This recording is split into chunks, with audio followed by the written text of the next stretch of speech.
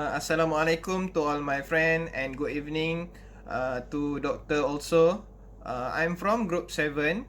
My name is Muhammad Amir Hamdi, EX03233.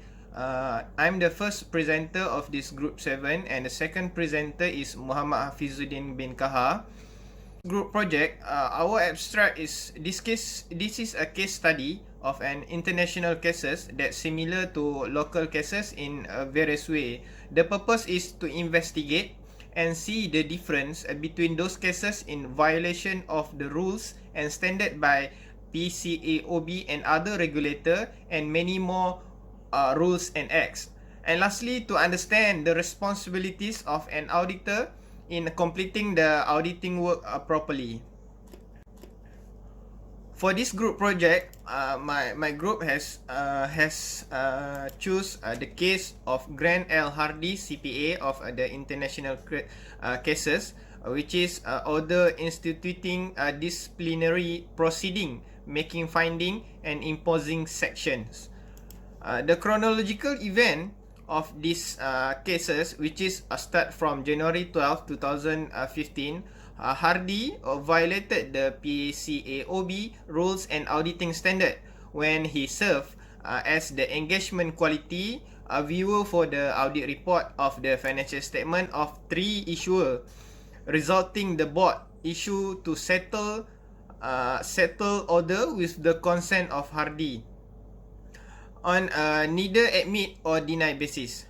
The settles order suspend Hardy for a period of 1 year from the date of the settles order from being an associated person of an registered public accounting.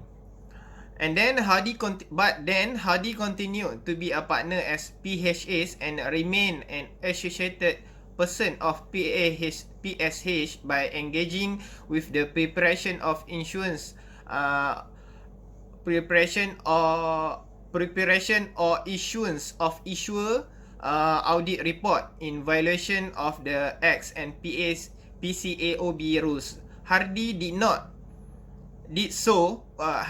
so without the consent of the board or the any engagement of the PSH with their clients.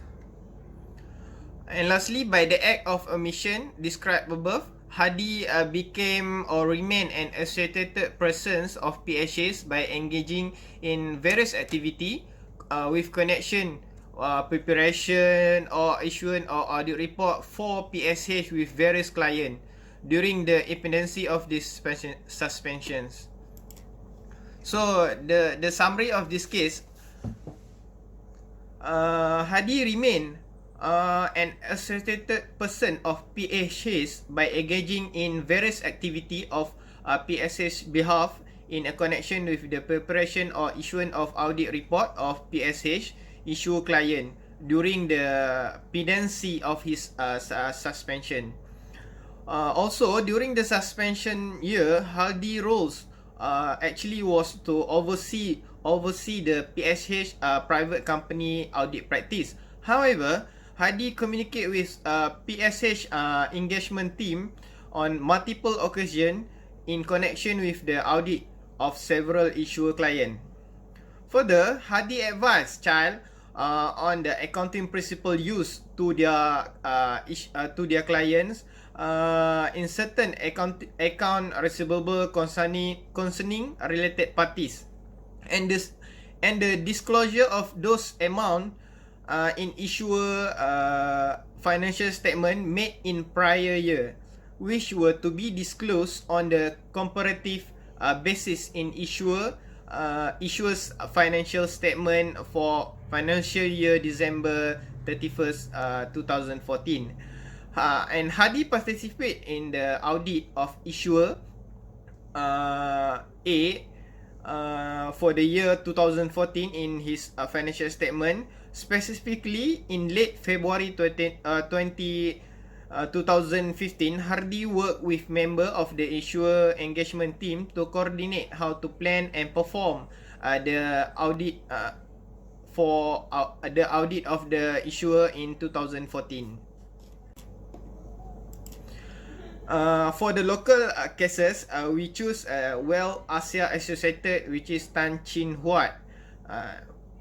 These cases have been fined by the Committee of Malaysian Institute of Accountant, or MIA, have been imposed them a fine of 5,000 and a cost of 3,000 ringgit by the disciplinary committee of the institute on 15 April 2019 for committing an unprofessional conduct in view of being censored, fined, and barred from being an associated person of a registered public accounting company by the Public Company Accounting Oversight Board of the United States via an offer of settlement on 13 December 2017 after being found to have breached the applicable PCAOB rules and standard. The firm was not independent because the director and substantial owner of the associated entity of the firm also served as director and officer of the issuer audit client or affiliated entities of the issuer audit client in a design making capacity. The firm also violate the act in section 10 of the Exchange Act and Rule by issuing an audit report on the financial statement of Audenza Corp for the year ended 31st January 2012, stating that the audit have been performed in accordance with PCAOB standard when it know or was reckless in not knowing that the statement was false. Failure to obtain a required engagement quality review and the firm failure to comply with the PCAOB quality control standard. And Tan Chin Huat failure to take appropriate steps to establish and monitor the appropriate system of quality control for the firm. So in relation with the international cases, these cases stated the similarity of the independent auditor, for the first one being banned after he committed a violation of certain rule by PACOB, and this one is also independence, in which the internal control used by them are not independence because the director and substantial owner of the associated entity and the firm also serve as the director of the company. So the audit quality issue in these cases is independency. Of course, the first one, similarity between the international and local cases, is the independency of the auditor itself when he performed the auditing.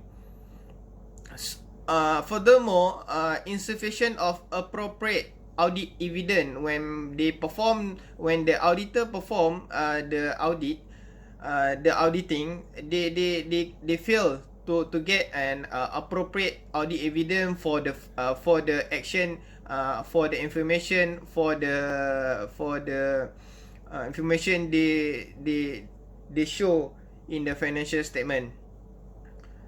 And also in local cases, the auditor failed to obtain engagement of quality control review for the company, whether it's goods or not, but his concerns does not concern with the quality of the audit control, quality control.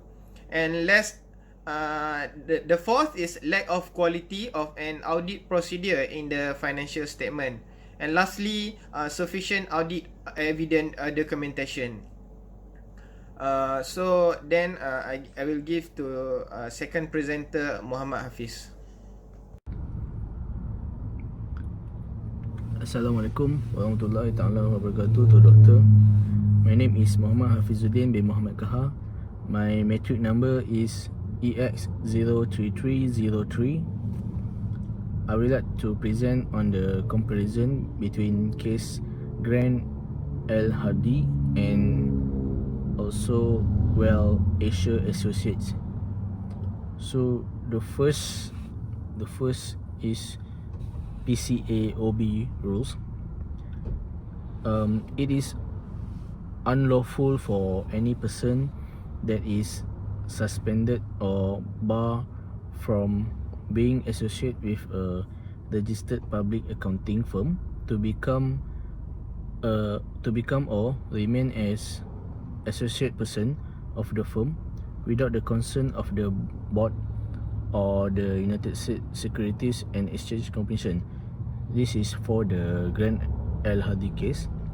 So for the Well Asia it is violate rules and standards in connection with audits of 7 issuer clients, including rules and standards concerning independence, engagement, quality, reviews and audit documentation. For the ISQS is the international standard on quality in the quality control. ISQC. So ISQC 1 is requires the firm to establish policies and procedure to provide it with reasonable assurance that the firm and its personnel comply with relevant ethical requirements. It is for the case of Grand L Hardy.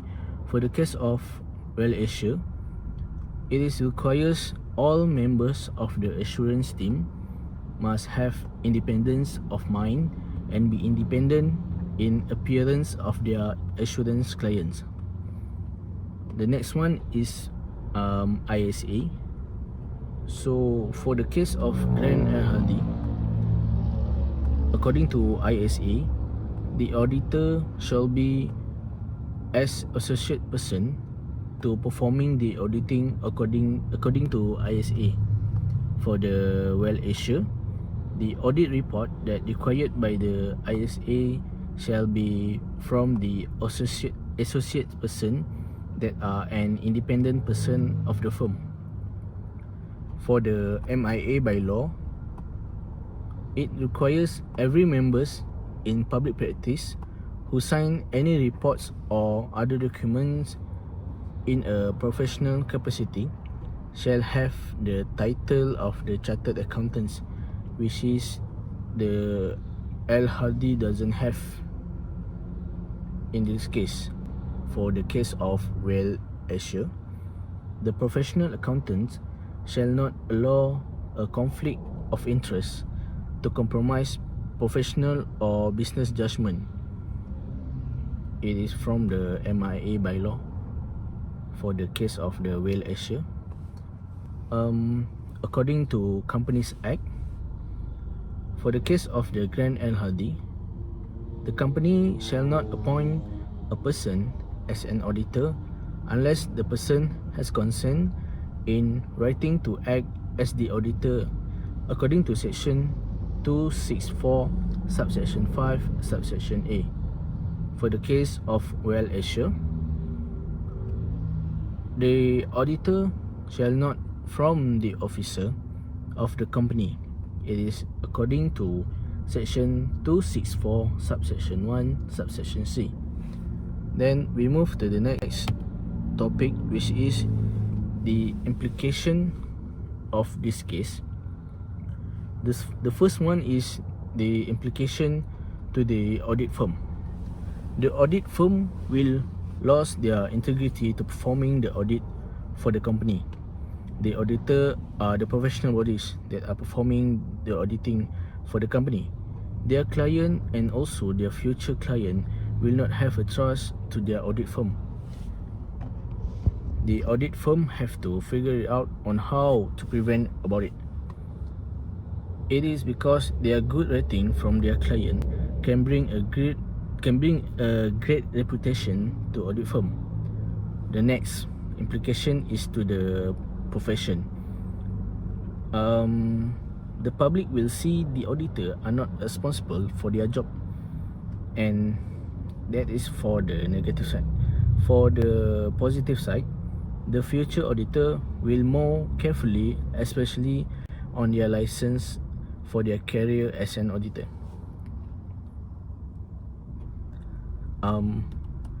The next one is the implication to the regulator. The regulator will take this case seriously and will tighten their regulation to prevent this case to be happen again in the future. The regulator will figure out on how to prevent this case from repeating, and they will come up with a complex regulation for the future of this industry. To the shareholders of the company will lose their trust to the management of the company, and the next implication is to the public, which is the companies. The companies will take this case careful when the company want to choose the auditor, and this kind of issues will create a market sentiment to the shareholders and will make the shareholders taking out their money from the company, which is the company will lose their fund from the shareholders. And that's all from me. Thank you.